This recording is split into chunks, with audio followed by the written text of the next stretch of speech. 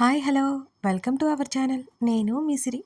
ఈరోజు మనం చెప్పుకోబోయే కథ ఇష్టమైన సకడ పార్ట్ 100. ఇక కథలోకి వెళ్ళిపోదాం. లైక్ చేయడం మరవకండి. ఆ రోజు సాయంత్రం ధరణి గగన్ తిరిగి వెళ్ళిపోవాల్సిన రోజు. ఉదయం నుంచే హడావుడి మొదలైంది. ఏవేవో పంపించడానికి సిద్ధం చేస్తోంది రేవతి. గగన్ మ్యాగజైన్ తిరిగేస్తూ హాల్లోనే కూర్చున్నాడు. అతను మ్యాగజైన్ పక్కన పెట్టి టీపాయ్ మీద ఉన్న బొమ్మని చేతుల్లోకి తీసుకున్నాడు. తదేకంగా చూశాడు. కిచెన్ దగ్గర ఉండి తల్లితో ఏదో మాట్లాడుతోంది ధరణి. ఆమె మాటలు సన్నగా వినబడుతున్నాయి అతనికి. రేవతి మాటలు కూడా. చేయి చాచి పిలుస్తోంది ఓ యువరాణి. కాస్త దూరంలో గుర్రం మీద ఉండే ఆమెను అందుకోవడానికి అతను వెళ్తున్నాడు. ఇద్దరి మధ్య దూరం అలానే ఉంది. అతను ఉన్నట్టుంది ఆ బొమ్మ. ఎంత చక్కగా తయారు చేశాడు. అనుకోకుండా ఉండలేకపోయాడు గగన్. అతని ఫోన్ మోగింది. అదే సమయంలో దాన్ని అక్కడే పెట్టేసి మొబైల్ చేతుల్లోకి తీసుకున్నాడు గగన్. అమృత నుంచి కాల్ వచ్చింది. అమృత కాల్ని అతను లిఫ్ట్ చేశాడు. ధరణి వైపు ఒకసారి చూసి లేచి పక్కకొచ్చాడు. చెప్పు అమృత. కమల్ ఇక్కడికి వచ్చారండి. ఆమె స్వరం కంగారుగా ఉంది. అయితే ఏం చేద్దాం? అతని మాటలు చాలా మామూలుగా వచ్చాయి. నాన్న చూస్తే ప్రాబ్లం అవుతుందండి. వెళ్ళిపోమంటే వెళ్ళిపోవట్లేదు. ఆయన బయటికి వెళ్ళారు, వస్తారు. మీరైనా చెప్పండి అంది అమృత. పర్లేదు ఉండనివ్వు అన్నాడు గగన్. ఎందుకిక్కడ? నీకు ప్రొడక్షన్ అవసరం అమృత. కానీ ఇప్పుడు ఉదయ్ ఎక్కడికో వెళ్ళిపోయాడు. ఇప్పుడు నాకేం ప్రాబ్లం లేదు కదా. నేను వాడన్నిటి నుంచి దూరంగా రావడానికి ప్రయత్నిస్తున్నాను. ప్లీజ్ కామల్ని వెళ్ళిపోమని చెప్పండి. ఆమె స్వరం ఎంతో దీనంగా వచ్చింది. ఆమె సమస్య ఏంటో అర్థం చేసుకోలేని వాడు కాదు కదా అతను. నువ్వు అనుకుంటున్నావా నీకు ప్రాబ్లం లేదని? ఖచ్చితంగా నీకు తోడు అవసరం అని అన్నాడు గగన్. అమృత ఎప్పుడైతే వైజాగ్ వచ్చిందో అప్పటికి ఆమెకి సెక్యూరిటీ అరేంజ్ చేశాడు. అది అమృత కూడా తెలీదు. ఇక నాతో ఏం అవసరం ఉంది ఉదయ్కి అని అడిగింది అమృత. చెప్పలేను కానీ వాడి గురించి నాకు తెలుసు. నువ్వు జాగ్రత్తగా ఉండాలి. అతని స్వరం గంభీరంగా ఉంది. అలాగే ఉంటాను కానీ కమల్ని అని అంటుండగానే అతను లేచి ఆమె వైపుకొచ్చాడు. అమృత అసహనంగా చూసింది. అదేంటో నువ్వే తేల్చుకో అమృత. నేను చెప్తే వెళ్ళడానికి వాడని చిన్నపిల్లాడు కాదు కదా అని అన్నాడు గగన్. అమృత ఇంకేం మాట్లాడకుండా కాల్ కట్ చేసింది. కోపంగా కమల్ వైపు చూసింది అమృత. అమ్మ నాన్న వస్తే ప్రాబ్లం అవుతుంది. ప్లీజ్ కమల్ ఇక్కడి నుంచి వెళ్ళు ఆమె బ్రతిమాలింది. సరిగ్గా అదే సమయంలో తల్లిదండ్రులు లోపలికి ప్రవేశించగానే ఉలిక్కిపడ్డట్టు కాస్త వెనక్కి సర్దుకుంది అమృత. Hello uncle. కమల్ వాళ్ళకి ఎదురెళ్ళాడు. అమృతకి కాళ్ళు చేతులు అసలు ఆడలేదు. ఇప్పుడు ఏం చెప్పబోతున్నాడు? తన తల్లిదండ్రులు ఒప్పుకోరని కాదు. ఒప్పుకున్న ఇప్పుడు వాళ్ళిద్దరినీ ఒకటి చేయడానికి చూస్తే లేదు లేదు, కమల్ లాంటి వ్యక్తికి తను కరెక్ట్ కాదు. బాబు మీరేనా? సందేహంగా చూపుడు వేలు కమల్ వైపు చూపిస్తూ అడిగాడు కమల్. అమృత తండ్రి. అవునన్నట్టు కమల్ తలాడిస్తూ సన్నగా నవ్వాడు. అమృతకి ఏమీ అర్థం కాలేదు అసలు. కమల్కి గది చూపించమని భార్యకి పురమాయించాడు. అమృత మౌనంగా చూస్తోంది. కమల్ లోపలికి వెళ్ళిపోయాడు. అమృత చూస్తుండగానే కమల్కి అతిథి మర్యాదలు జరుగుతున్నాయి. నిజంగానే విస్తుపోయింది అమృత. తల్లిదండ్రుల ప్రవర్తనకి అసలు కమల్ వాళ్ళకి ఎలా తెలుసో, ఇంట్లో ఎందుకు ఉంచుకున్నారు ఆమెకు అర్థం కాలేదు. ఆ రోజు గడిచినా సరే. ముఖం నల్లగా పెట్టుకుని అన్నీ సర్దుకుంటోంది ధరణి. ఇంకా కొన్ని బట్టలు తీయలేదు. అప్పుడే వెళ్ళిపోవాల్సి వస్తుంది అనుకుంటోంది తను. ఆమె ఏదో పరధ్యానంగా ఉండడం అతను గమనిస్తూనే ఉన్నాడు. నిన్నటి విషయాల గురించి ఇంకా ఆలోచిస్తుందా అనిపించింది అతనికి. ఆమె నిలబడి బ్యాగ్ సర్దుకుంటుంటే వెనక నుంచి కౌగిలించుకున్నాడు. ఆమె చేతిలో ఉన్న బట్టలు బెడ్ మీద పడిపోయాయి. ఆ హఠాత్ పరిణామాన్ని ఏమాత్రం ఊహించని ఆమె కెవ్వున అరవబోయి చివరి క్షణంలో అదుపు చేసుకుంది. ఆమె ఓరగా తల తిప్పి పక్కకు చూసింది. మొగుడు అనేవాడు ఇక్కడ ఉన్నాడు. పట్టించుకోవాలని ఉందా నీకు? లేదా? అతను కాస్త సీరియస్గా అన్నాడు. ధరణి ఆశ్చర్యంతో నోరు తెరిచింది. నెమ్మదిగా అతని వైపుకు తిరిగింది. నేనా అంది ఉక్రోషంగా. నిన్నంతా అగ్గి మీద గుగ్గిలమయ్యి ఇప్పుడు చూడు ఏమంటున్నాడు. మూతి ముడుచుకుపోయింది ఆమెకి. ఆమె కింద పెదవి పట్టి లాగి ఎక్కువ చేస్తున్నావేంటి అన్నాడు బొగ్గలు సున్నితంగా వత్తి పట్టుకుని అతను. అతని ఊపిరి వెచ్చదనం ముఖం మీద తాగుతుంటే ఒక్కసారిగా ఆమె శరీరం వణికింది. నేనేం చేశాను? ఆమె స్వరం తడబడింది. అతని చూపుల బాణాలు నేరుగా ఆమె హృదయంలోకి చొచ్చుకుపోతున్నాయి. అతను ఒక్క క్షణం ఒక అడుగు ముందుకు వేయగానే కాస్త కంగారుగా వెనక్కి సర్దుకుని దబ్బున మంచం మీద పడిపోయింది. కీచుగా అరిచేసింది ధరణి. ఆ కాటుక కనులు కలవరంగా చూస్తూనే అతని బరువు నెమ్మదిగా ఆమె మీద వాలింది. ఊపిరి బిగపట్టి గట్టిగా కళ్ళు మూసుకుంది. ఆమె దేహం మీద అతని దేహపు స్పర్శ తెలుస్తున్న బరువు తెలియలేదు ధరణికి. ఉదరం మీద ఉన్న అతని తల మీద చేతిని పొనిచ్చి కళ్ళు తెరిచి చూసింది. అప్రయత్నంగా ఆమె పెదవులు విచ్చుకున్నాయి. అప్పటికే అతని చేతులు చేస్తున్న మాయకి అమ్మో, ఇప్పుడు అమ్మ పిలిస్తే కంగారు పడింది ధరణి. అతడు మాట్లాడలేదు. క్షణాల్లో ఆమె కౌగిట్లోకి చేరి ఆమె పెదవులను స్పృశించాడు. అతని తాకిడికి టచ్ మీ నాట్లాగా ముడుచుకుపోతున్న ధరణిని చూస్తూ అతని పెదవి చివరన నవ్వు. పక్కన వారి చేతిని బ్యాలెన్స్ చేసుకుని ఆమె వైపుకు తిరిగాడు. ఇంకా కళ్ళు మూసుకొని అదే ఫీల్లో ఉంది. ఆమె చేతులు రెండు డ్రెస్ని గుప్పిట పట్టాయి. అతని నుంచి ఎంతకీ రెస్పాండ్ రాకపోవడంతో తల తిప్పి చూసింది ధరణి. ఎప్పటిలా టీస్ చేస్తున్నట్టున్నాయి ఆ కళ్ళు. సిగ్గుతో చెంపలు కెంపులయ్యేలా ఉన్నాయి. ఒక్క ఉదుటిన లేచి లేడి పిల్లలా పరుగు పెట్టేలోపు మరలా అతని కౌగిలిలో చిక్కుకుపోయింది ధరణి. అతని ఛాతీ మీద వాలి బిడియంగా చూసింది అతని వైపు. పువ్వులాంటి ఆమె దేహం అతని బలమైన బాహువుల్లో భద్రంగా ఇమిడింది. అంతకు ముందర తన ఆలోచనలేంటో ఆమె ఆ క్షణం సర్వం మర్చిపోయింది అతని కౌగిలిలో. అతని ముఖంలో ఓ వెలుగు. ఏదో సాధించినట్టుంది. ముద్దబంతిలా తనలో ముడుచుకుపోయిన ఆ యువతి వరకు ఎవరూ రాలేరు. అతను రానివ్వడు కూడా. ఇంకో 2 రోజులు మీరుంటే బావుంటుంది. డిన్నర్ సమయంలో రేవతి అన్నది.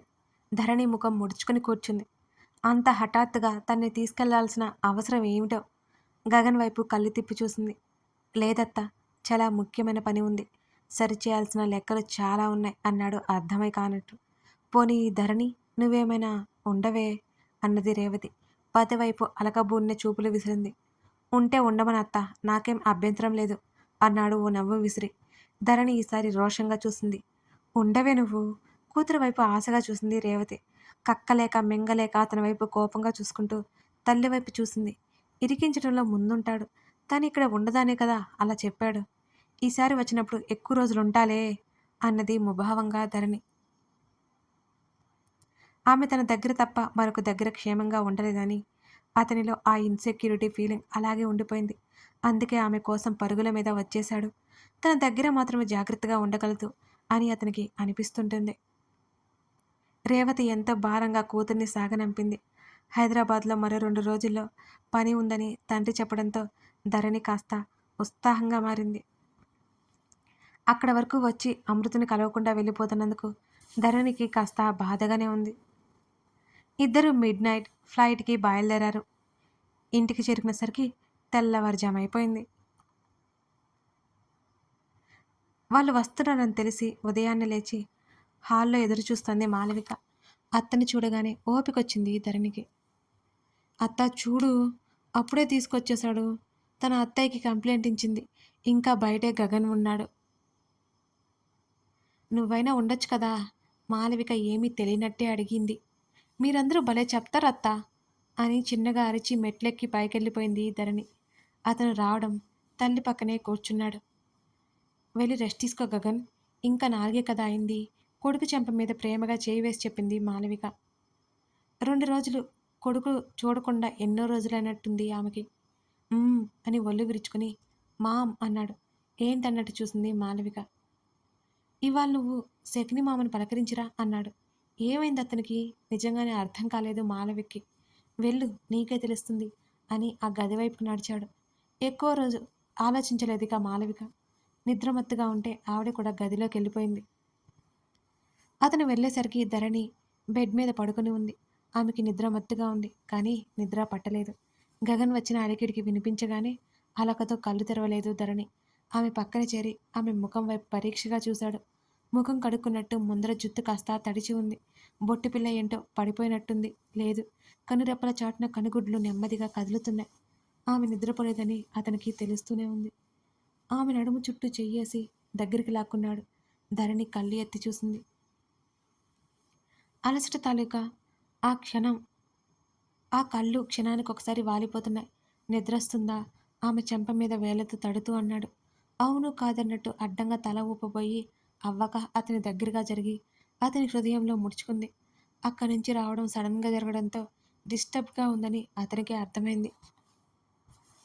నాకు నిద్ర పట్టట్లేదు, నిన్నెలా నిద్రపోనిస్తాను అనగానే కళ్ళు చిన్నగా చేసి చూసుకుంది ధరణి అతన్ని. నాకు నిద్ర వస్తుంది, అతని మాటలకు బిక్కుబిక్కుమంటూ చూస్తూ చెప్పింది ధరణి. నాకు నిద్ర రావట్లేదు మరి, ఏం చేయమంటావు? కళ్ళు ఎగరేశాడు. ఏమో నాకు తెలీదు. సరే నువ్వు కూడా నిద్రపోవద్దు, నాకు బోర్ కొడుతుంది అని అన్నాడతను. ఏడుపు మొహం వేసి చూసింది ధరణి. ఆమెను డైవర్ట్ చేయడానికి అలా చేస్తున్నాడని ఆమెకి తెలీదు. రాక్షసుడు, శాడిస్టు, సైకోలు అంటుంటారు. అలాంటి వాళ్ళని తనెప్పుడూ చూడలేదు. ఎదురుగా ఉన్న పతిలో అలాంటి లక్షణాలు కనబడుతున్నాయి ధరణికి. పెదవులు కదపకుండానే మనసులో తిట్టేసుకొని అంతలోనే పతియే ప్రత్యక్ష దైవం అని గుర్తుకొచ్చి, దేవుడా ఏంటి తను ఇలా మారిపోయిందనుకుని త్వరలోనే తనని రాక్షసుని చేసేలా ఉన్నాడనుకుంది ధరణి. ఎక్కువ ఏడిపించడం ఇష్టం లేక పడుకో అని చెప్పి లేచి వెళ్ళిపోతుంటే అతని చొక్కా కాలర్ పట్టుకుంది ధరణి. ఏంటన్నట్టు చూశాడు ఆమె వైపు. నువ్వు కూడా. ఆ మాట చెప్పడానికి చాలా కష్టమనిపించింది ఆమెకి. అతను అలాగే చూస్తుంటే ఆమె కళ్ళదించుకుంది. మరో పావుగంట ఆమెకి నిద్రకు ఉపక్రమించిన తర్వాత అతను లేచేశాడిక నిద్రపట్టక. ఇంకా నిశ్చలంగా ఉన్న వేదన చూస్తూ ఎదురు చూస్తున్నాడు హర్ష. గగన్ కూడా. ఏం చెప్తున్నారు డాక్టర్స్ అని అడిగాడు గగన్. ఏం కాదు అంటున్నారు తప్ప ఎప్పుడు లేస్తుందో చెప్పట్లేదు. అతని స్వరం నిర్లిప్తంగా ఉంది. అతని చూపులు నేరుగా వేద వైపే ఉన్నాయి. అయినా అతడి కళ్ళల్లో ఎటువంటి భావం కనిపించడం లేదు. భరోసాపూర్వకంగా స్నేహితుడి భుజం మీద చేయి వేశాడు గగన్. నీ శత్రువు దొరికేశాడు. గగన్ మాటలకు అర్థం కానట్టు చూశాడు హర్ష. నరేన్.